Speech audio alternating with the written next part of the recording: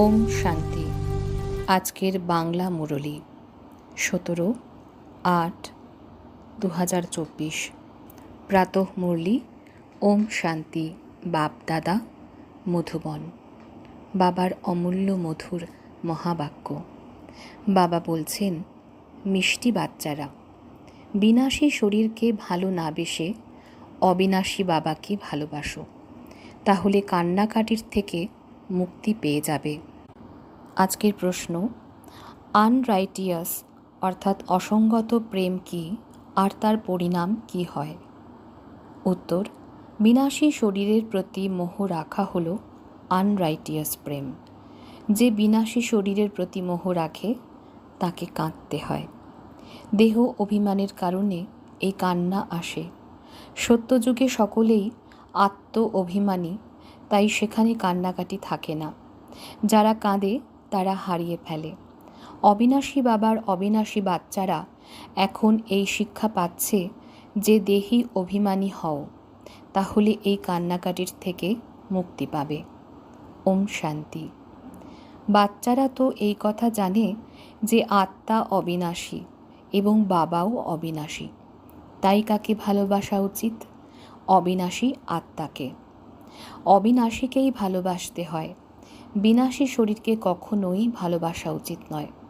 সম্পূর্ণ দুনিয়ায় বিনাশী, প্রতিটা জিনিসই বিনাশী, এই শরীরও বিনাশী। আত্মা হলো অবিনাশী। আত্মার প্রেমই অবিনাশী হয়। আত্মার কখনোই মৃত্যু হয় না। একেই বলা হয় রাইটিয়াস বা ন্যায্য। বাবা বলেন, তোমরা আনরাইটিয়াস হয়ে গেছো। বাস্তবে অবিনাশীর সাথেই প্রেম হওয়া উচিত। তোমাদের প্রেম বিনাশী শরীরের প্রতি হয়ে গেছে, তাই তোমাদের কাঁদতে হয়।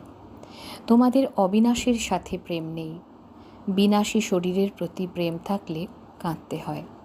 এখন তোমরা নিজেদের অবিনাশী আত্মা মনে করো, তাই কান্নার কোনো ব্যাপার নেই। কেননা তোমরা আত্ম অভিমানী বাচ্চারা, তাই বাবা এখন তোমাদের আত্ম অভিমানী বানাচ্ছেন। দেহ অভিমানী হওয়ার কারণে তোমাদের কাঁদতে হয়। বিনাশী শরীরের জন্য তোমরা কাঁদতে থাকো। তোমরা বুঝতে পারো যে আত্মার মৃত্যু নেই। বাবা বলেন, নিজেকে আত্মা মনে করো। তোমরা অবিনাশী বাবার সন্তান, অবিনাশী আত্মা। তোমাদের কান্নার কোনো প্রয়োজন নেই। আত্মা এক শরীর ত্যাগ করে অন্য শরীরে পার্ট প্লে করে। এ তো হলো এক খেলা। তোমরা শরীরের প্রতি আকর্ষণ কেন রাখো? দেহসহ দেহের সব সম্বন্ধের থেকে বুদ্ধিযোগ ছিন্ন করো। নিজেকে অবিনাশী আত্মা মনে করো। আত্মার কখনোই মৃত্যু হয় না। কথাতেও আছে, যে কাঁদে সে সব হারিয়ে ফেলে। আত্ম অভিমানী হলেই উপযুক্ত হয়ে যাবে। তাই বাবা এসে দেহ অভিমানী থেকে আত্ম অভিমানী করেন। তিনি বলেন, তোমরা কিভাবে সব ভুলে গেছো?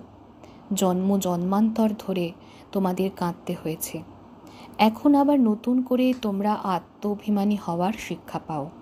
এরপর তোমরা কখনোই আর কাঁদবে না। এ হলো ক্রন্দনের দুনিয়া। ওই দুনিয়া হলো হাসির। এ হলো দুঃখের দুনিয়া, আর ওই দুনিয়া হলো সুখের। বাবা খুব সুন্দর রীতিতে শিক্ষা দেন। অবিনাশী বাবার থেকে তার অবিনাশী বাচ্চারা শিক্ষা পায়। ওরা দেহ অভিমানী, তাই দেহ দেখেই শিক্ষা দেয়। তাই দেহের স্মরণ আসার কারণে ওরা কাঁদতে থাকে। দেখতেই পায় মৃত্যুতে শরীর শেষ হয়ে গেল, তাহলে সেই শরীর স্মরণ করে কী লাভ? ছাইকে কি স্মরণ করা হয়? অবিনাশী জিনিস আত্মা গিয়ে অন্য শরীর ধারণ করে। বাবা তো জানেন, যে ভালো কর্ম করে সে ভালো শরীরই প্রাপ্ত করে। কেউ কেউ খারাপ রুগ্ন শরীর পায়, সেও কর্ম অনুসারে। এমন নয় যে ভালো কর্ম করলেই উপরে চলে যাবে, তা নয়। উপরে তো কেউই যেতে পারে না। ভালো কর্ম করলে ভালো বলা হবে, তখন ভালো জন্ম মিলবে।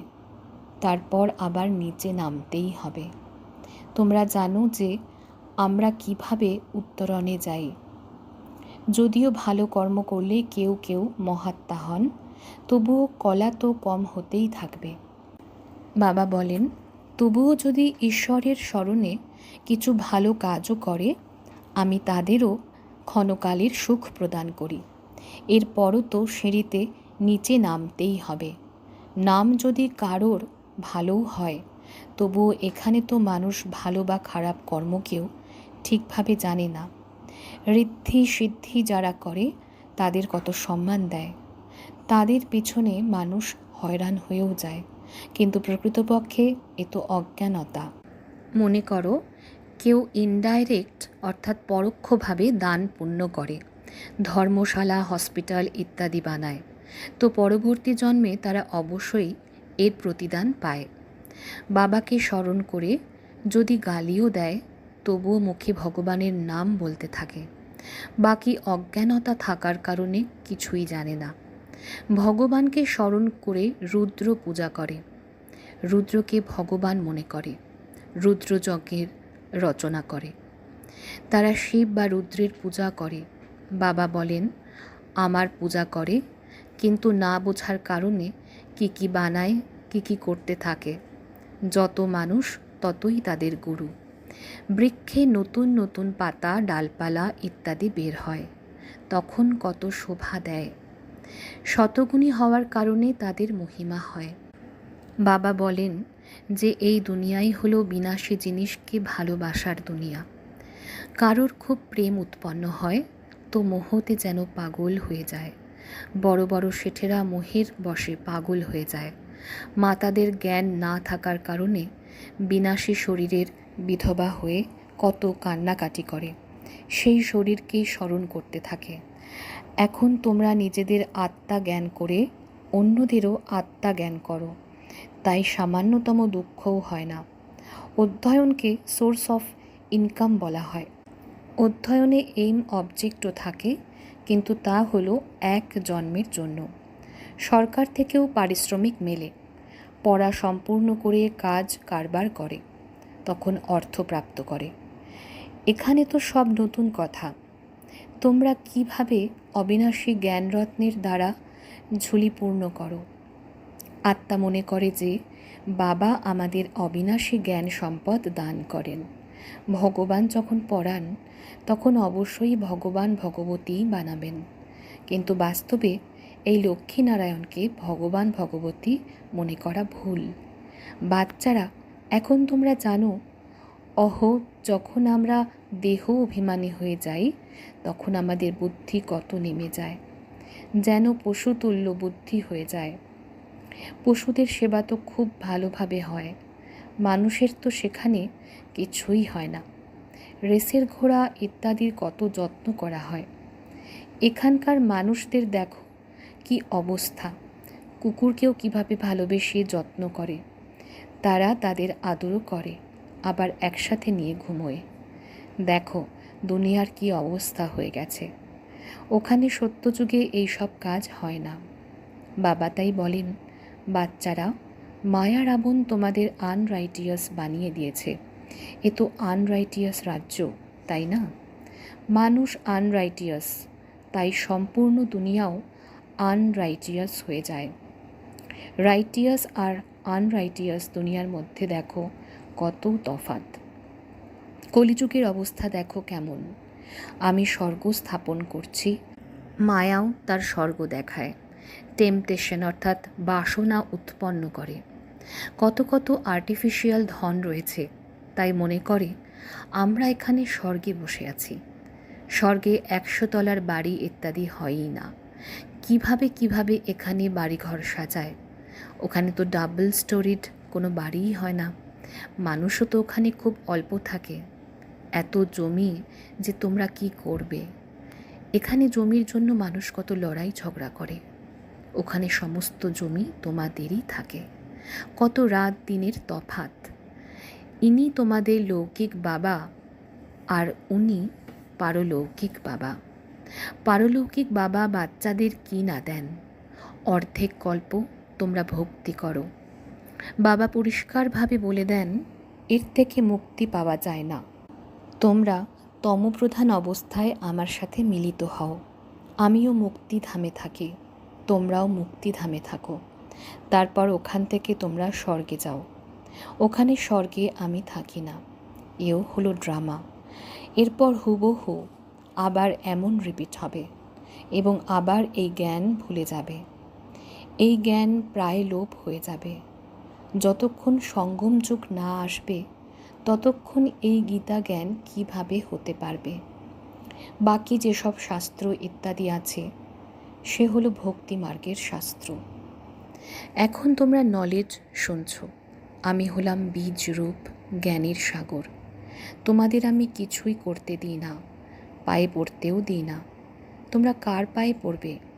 শিব বাবার তো পা নেই, এ তো ব্রহ্মার পায়ে পড়া হয়ে যাবে। আমি তো তোমাদের গোলাম। তাকে বলা হয় নিরাকারী, নিরহংকারী।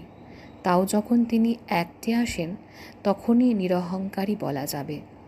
বাবা তোমাদের অগাধ জ্ঞান দেন, এ হলো অবিনাশী জ্ঞান রত্নের দান।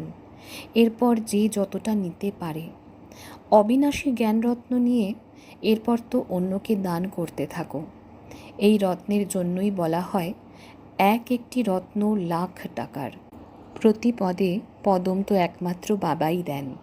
তোমাদের সেবাতে অনেক মনোযোগ দেওয়া উচিত। তোমাদের পদক্ষেপ হলো স্মরণের যাত্রা, এতে তোমরা অমর হয়ে যাও। ওখানে কোনো মৃত্যু ভয় থাকে না। তোমরা এক শরীর ত্যাগ করে অন্য শরীর ধারণ করবে। তোমরা মোহজিৎ রাজার কাহিনীও শুনেছ, এ তো বাবা বসেই বোঝান। এখন বাবা তোমাদের এমনই বানান, এ এখনকারই কথা। রাখি বন্ধনের পর্বও পালন করা হয়। এ কবেকার নিদর্শন? ভগবান কখন বলেছিলেন যে পবিত্র হও?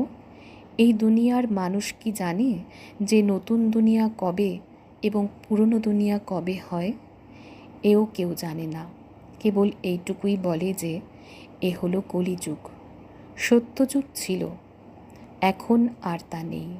মানুষ পুনর্জন্মকেও মানে। 84 লাখ বলে দেয়, তাহলে তো পুনর্জন্মই হলো। নিরাকার বাবাকে সকলেই স্মরণ করে। তিনি হলেন সব আত্মাদের পিতা। তিনি এসেই আমাদের বোঝান।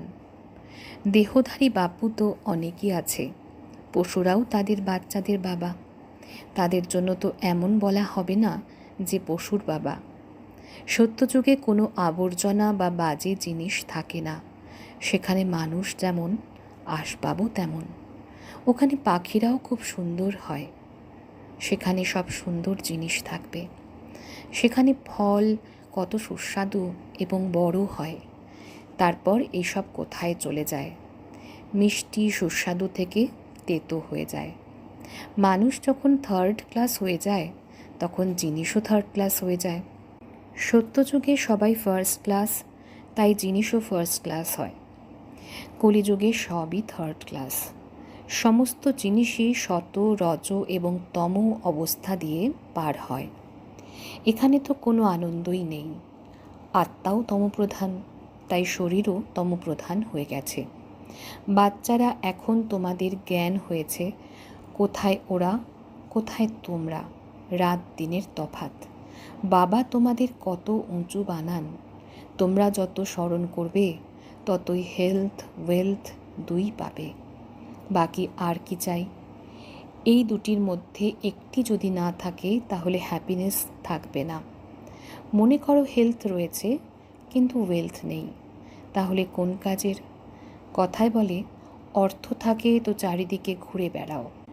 বাচ্চারা মনে করে ভারত সোনার পাখি ছিল, এখন সেই সোনা কোথায়? সোনা, রূপা, তামা সব চলে গেছে। এখন সব কাগজই কাগজ। কাগজ যদি জলে বয়ে যায় তাহলে অর্থ কোথা থেকে পাবে? সোনা তো অনেক ভারী হয়, সোনা সেখানেই পড়ে থাকে। আগুনও সোনাকে জ্বালাতে পারে না। তো এখানে সবই দুঃখের কথা, ওখানে এইসব কথাই নেই। এখানে এই সময় অপার দুঃখ। বাবা তখনই আসেন যখন অপার দুঃখ থাকে। কাল আবার অপার সুখ হবে। বাবা তো কল্প কল্প এসে পড়ান, এ কোনো নতুন কথাই নয়। তোমাদের খুশিতে থাকা উচিত, কেবল খুশি খুশি। এ হলো অন্তিম সময়ের কথা। অতীন্দ্রিয় সুখের কথা গোপীদের জিজ্ঞেস করো। পরের দিকে তোমরা খুব ভালোভাবে বুঝে যাও। রিয়েল শান্তি কাকে বলা হয় এ একমাত্র বাবাই বলে দেন। তোমরা বাবার থেকে শান্তির অবিনাশী উত্তরাধিকার গ্রহণ করো। তাঁকে সবাই স্মরণ করে। বাবা হলেন শান্তির সাগর। বাবা বোঝান কে আমার কাছে আসতে পারে। অমুক অমুক ধর্ম অমুক অমুক সময়ে আসে। তারা স্বর্গে তো আর আসতে পারে না। এখন অনেক সাধু সন্ত হয়েছে, তাই তাদের মহিমা হয়। পবিত্র হলে অবশ্যই তাদের মহিমা হওয়া উচিত। এখন তো অনেক নতুন এসেছেন, পুরনোদের তো এত মহিমা হতে পারে না। ওরা তো সুখ ভোগ করে তমপ্রধান অবস্থায় চলে গেছে। কত বিভিন্ন ধরনের গুরু আছে, কিন্তু এই অসীম জাগতিক কল্পবৃক্ষকে কেউই জানে না। বাবা বোঝান যে ভক্তির সামগ্রী এতটাই যতটাই বৃক্ষ ছড়িয়ে রয়েছে। জ্ঞান বীজ কত ছোট। ভক্তি অর্ধেক কল্প ধরে চলে। এই জ্ঞান তো কেবল এই এক জন্মের জন্য। জ্ঞান প্রাপ্ত করে তোমরা অর্ধেক কল্পের জন্য মালিক হয়ে যাও। ভক্তি বন্ধ হয়ে যায়, তখন দিন শুরু হয়।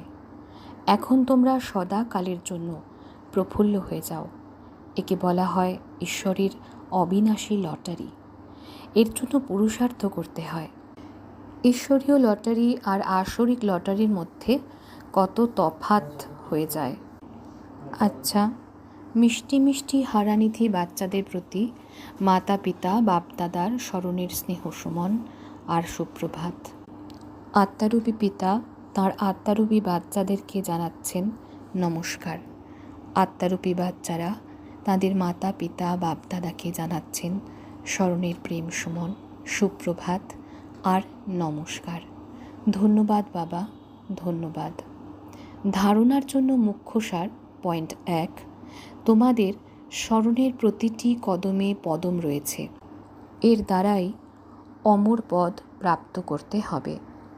বাবার থেকে তোমরা যে অবিনাশী জ্ঞানরত্ন পাও তা দান করতে হবে। তোমাদের স্মরণের প্রতিটি কদমে পদম রয়েছে, এর দ্বারাই অমর পদ প্রাপ্ত করতে হবে। বাবার থেকে তোমরা যে অবিনাশী জ্ঞানরত্ন পাও তা দান করতে হবে। পয়েন্ট 2, আত্ম অভিমানী হয়ে অপার খুশির অনুভব করতে হবে। শরীর থেকে মোহ মুক্ত করে সদা উৎফুল্ল থাকতে হবে, মোহজিত হতে হবে। আত্ম অভিমানী হয়ে অপার খুশির অনুভব করতে হবে। শরীর থেকে মোহমুক্ত করে সদা উৎফুল্ল থাকতে হবে, মোহজিত হতে হবে। বাবার মধুর বরদান। প্রতিটি মুহূর্তকে অন্তিম মুহূর্ত মনে করে সদা আধ্যাত্মিক আমোদে থাকা বিশেষ আত্মা ভব। প্রতিটি মুহূর্তকে অন্তিম মুহূর্ত মনে করে সদা আধ্যাত্মিক আমোদে থাকা বিশেষ আত্মা ভব। সঙ্গম যুগ হলো আনন্দে থাকার যুগ। এই জন্য প্রতিটি মুহূর্তে আনন্দের অনুভব করতে থাকো। কখনো কোনো পরিস্থিতিতে বা পরীক্ষাতে দ্বিধাগ্রস্ত হবে না, কেননা এই সময় হলো অকালে মৃত্যু হওয়ার সময়। অল্প কিছুক্ষণও যদি আনন্দের পরিবর্তে দ্বিধাগ্রস্ত হয়ে যাও আর সেই সময় যদি অন্তিম মুহূর্ত এসে যায়, তাহলে অন্তিমকালে যেমন মতি তথা গতি কী হবে? এই জন্য এভার রেডির পাঠ পড়ানো হয়। 1 সেকেন্ডও ধোঁকা দেওয়ার মতো হতে পারে। সেজন্য নিজেকে বিশেষ আত্মা মনে করে প্রতিটি সংকল্প, বাণী আর কর্ম করো আর সদা আধ্যাত্মিক আনন্দে থাকো। আজকের স্লোগান, অচল হতে হলে ব্যর্থ আর অশুভকে সমাপ্ত করো। অচল হতে হলে ব্যর্থ আর অশুভকে সমাপ্ত করো। আচ্ছা, ওম শান্তি।